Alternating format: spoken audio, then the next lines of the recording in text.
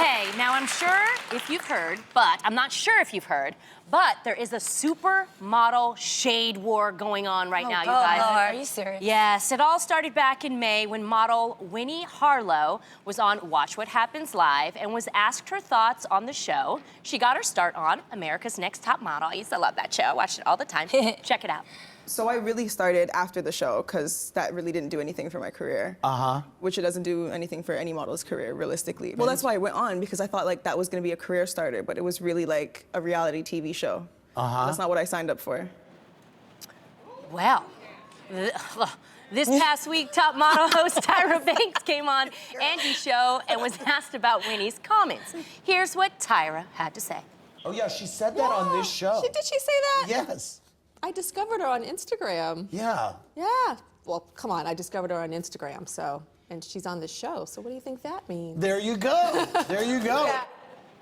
While Tyra was a bit restrained with her shade, former top model winner Eva Marcille was also on the show this week and didn't use as much restraint. Check it out.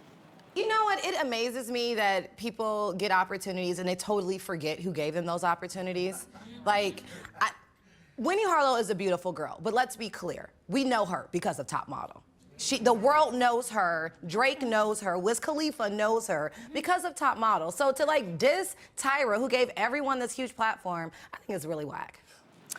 Wow. Well, hey, following all this drama, Winnie took to social media last night to clarify her comments in a lengthy post. You can see the full post on her Instagram, but she said in part, quote, "It has nothing to do with being ungrateful. Tyra was the first person to make me feel like I could be a model, and not only am I grateful for that, it's something I'll never forget. After being on the show, no one would book me, and no agency would sign me because of the reality TV show stigma. Okay. I stand by what I said because I don't want girls thinking it's a jump start to a modeling career." Well said. Yeah. Okay. Well said. You know how they say there's 3 sides to every story? Yes. This is a perfect example Yeah. of that because they actually all have valid points. Yeah. I get where each of them are coming from, but it always goes back to what Tam says. It's not what you say, it's how you say it. So I think her tone in her apology was straight on. I think it seemed very genuine. Yeah. It seemed very humble.